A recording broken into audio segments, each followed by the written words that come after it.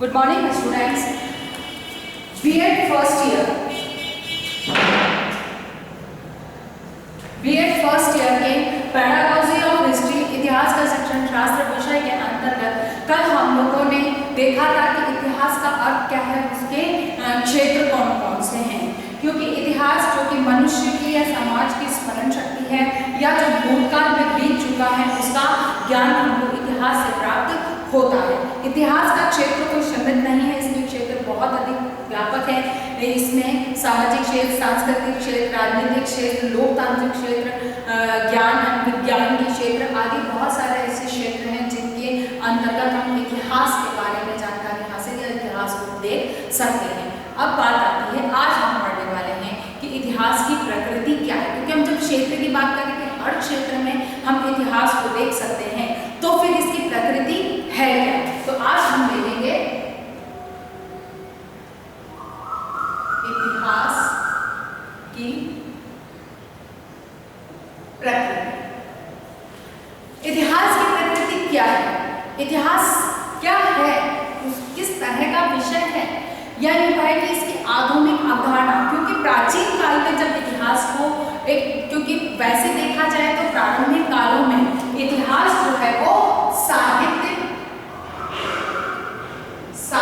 का ही एक अंग था।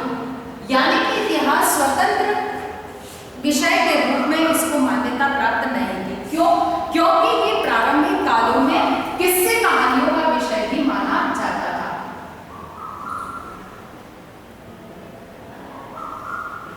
किस्से कहानियों का विषय ही इसे माना जाता था, क्योंकि इसके अंतर्गत जो कुछ भी बात, क्योंकि पहले इसकी लिपि का आविष्कार नहीं हुआ था, तो निश्चित है कि इसे केवल किस्से कहानियों के माध्यम से, गीतों के माध्यम से एक पीढ़ी से दूसरी पीढ़ी को हस्तांतरित किया जाता था। लेकिन जैसे जैसे हमारे पूर्वजों के विकास या उनके अनुभवों की हमें आवश्यकता अनुभव होने लगी और उन्हें हम उपयोग में लाने लगे, तो जब लिपि का आविष्कार हुआ तो इन अनुभवों को इतिहास के विषय के अंतर्गत लिखा जाने लगा। लेकिन क्योंकि ये साहित्य का अंग था, केवल किस्से कहानियों का विषय था, इसीलिए एक बहुत अधिक मान्यता इसे प्राप्त नहीं थी। लेकिन बाद में इतिहासकारों ने, मनोवैज्ञानिकों ने इस चीज पर, शिक्षा शास्त्रियों ने इस चीज पर बल दिया कि ये विषय एक स्वतंत्र विषय होना चाहिए, क्योंकि इसके अंतर्गत मानव जीवन के, यानी कि मानव जीवन के जो है जीवंत अनुभवों को हम यहाँ पर संकलित करते हैं, जो कि भावी आने वाली पीढ़ी के लिए उपयोगी हो सकती है और होती है। इसीलिए इसे एक नवीन विषय के रूप में स्थापना या स्थान प्रदान किया जाना चाहिए।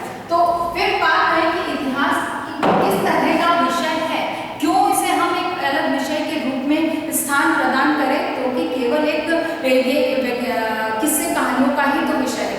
तब वैज्ञानिकों ने कहा कि इतिहास एक विज्ञान है, ये किस्से कहानियों का विषय नहीं है।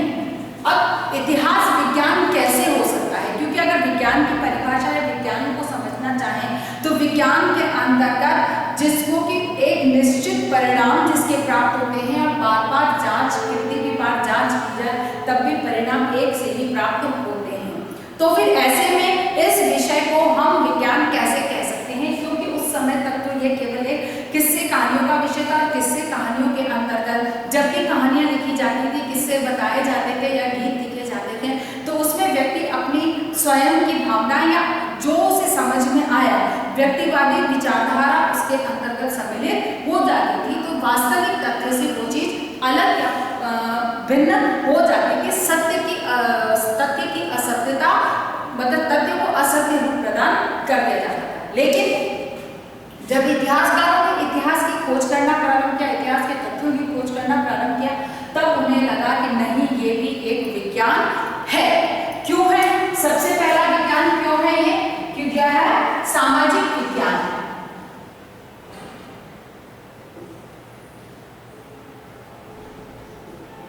सामाजिक विज्ञान क्योंकि यह समाज का विज्ञान है।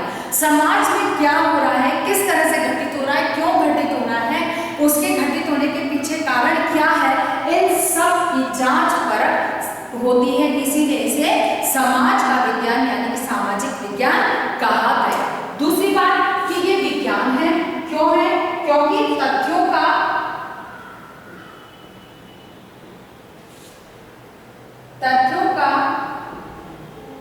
संकलन प्रामाणिक है।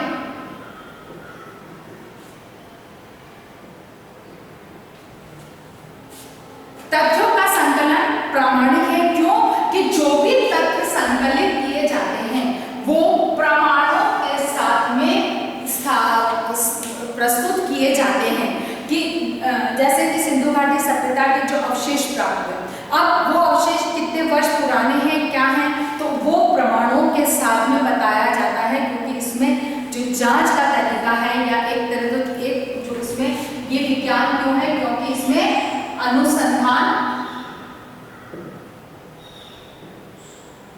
वैज्ञानिक विधि से, यानी कि इसमें जितना भी अनुसंधान किया जाता है उसमें वैज्ञानिक तकनीकी को अपनाया जाता है।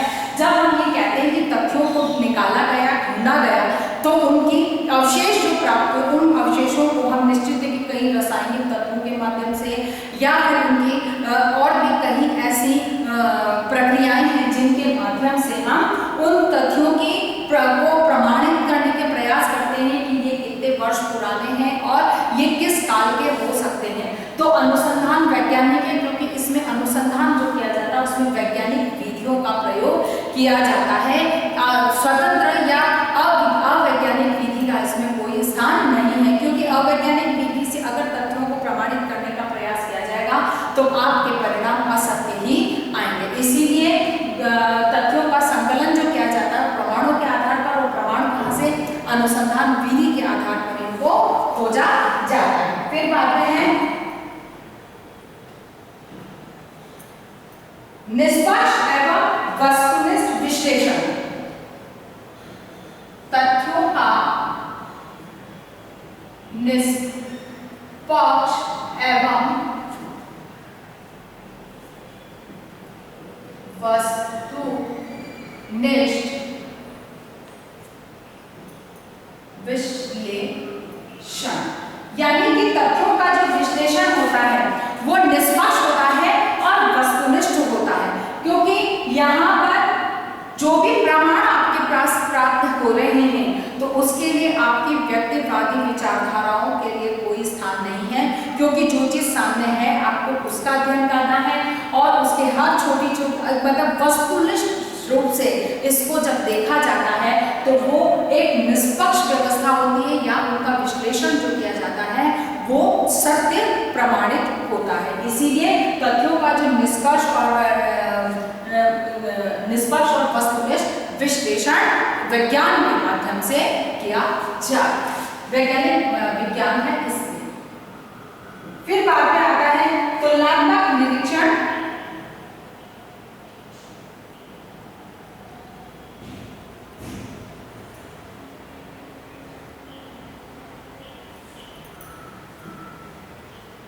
तुलनात्मक निरीक्षण, तुलनात्मक निरीक्षण क्यों है, क्योंकि इसमें दो तथ्यों की आपस में तुलना करने के बाद हम किसी नतीजे पर पहुंचते हैं। केवल एक प्राप्त हुआ, एक जगह से अवशेष प्राप्त हुआ, उसी के आधार पर हमने कुछ कह दिया, ऐसा नहीं। वहां आसपास के एरिया में और जगहों पर हम खोदेंगे, वहां से प्राप्त होने वाले अवशेषों की हम तुलना करेंगे, या फिर हम साहित्यों में लिखे गए जो लिखित इतिहास है, हम एक ही के लिखे हुए इतिहास पर विश्वास नहीं करेंगे। हम बहुत सारे, जैसे कि रामायण है, वाल्मीकि द्वारा लिखी गई रामायण है, तुलसीदास जी ने भी लिखी है, साउथ के अन्य ऋषि मुनियों ने भी लिखी है, तो रामायण कितनी सत्य है, रामायण में लिखे गए तथ्य कितने सत्य हैं, वो केवल एक वाल्मीकि रामायण को पढ़कर ही हम नहीं बोल देते हैं, बल्कि बहुत सभी प्रकार की जो रामायण है, सभी के तुलसीदास जी के रामायण या साउथ के ऋषि की लिखी गई रामायण है, उन सभी के आधार पर जो रामायण सामने एक सीरियल के रूप में जो हमारे सामने रखी गई थी, वो एक रामायण के आधार पर नहीं, अलग अलग जो ऋषि मुनियों के या लेखकों के द्वारा लिखी गई थी, उसके आधार पर सत्य तथ्यों को सामने रखा गया। अर्थात यहाँ पर तुलनात्मक निरीक्षण के समस्त अवस्था या स्थान या गुंजाइश इसमें उपलब्ध होती है, इसलिए ये इतिहास विज्ञान है। अंतिम वैज्ञानिक दृष्टिकोण,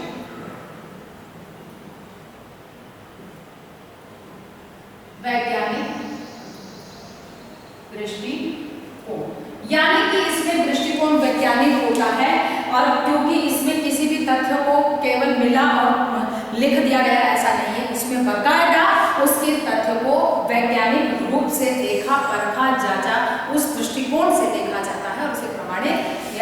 जाता है।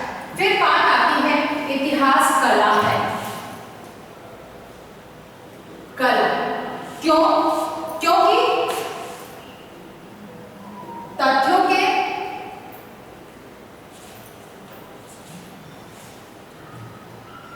तथ्यों को साहित्यिक भाषा द्वारा स्पष्ट किया जाता है। यानी कि तथ्य जो भी प्राप्त होते हैं उन तथ्यों को, ये तथ्य प्राप्त है, वो तथ्य प्राप्त है, सिर्फ ऐसा नहीं लिखा जाता है, बल्कि इसको साहित्यिक भाषा के माध्यम से, यानी कि एक रोचक रूप प्रदान करने के लिए साहित्यिक भाषा का उपयोग कर और आकर्षक बनाया जाता है। इसलिए ये कला है। कला में क्या है?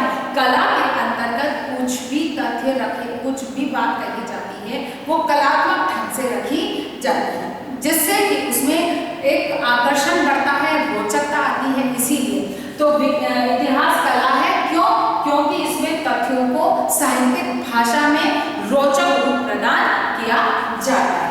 दूसरी बात है स्पष्ट लेखा जोखा, यानी कि इसका लेखा जोखा एकदम स्पष्ट होता है, इसलिए ये कला है। क्योंकि इसमें जो कुछ कही जाती बात को भाषा के माध्यम से एकदम स्पष्ट और विस्तार से लिखा जाता है। तीसरा बात है विवरणात्मक इतिहास।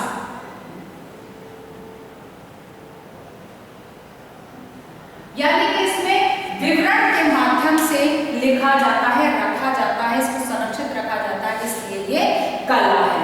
और सरल एवं रोचक रूप में प्रस्तुति, तथ्यों की सरल एवं रोचक प्रस्तुति, यानी कि तथ्यों को जो प्रस्तुत किया जाता है वो सरल और रोचक तरीके से प्रस्तुत किया जाता है, इसलिए यह कला है। फिर बाद में बिखरे तथ्यों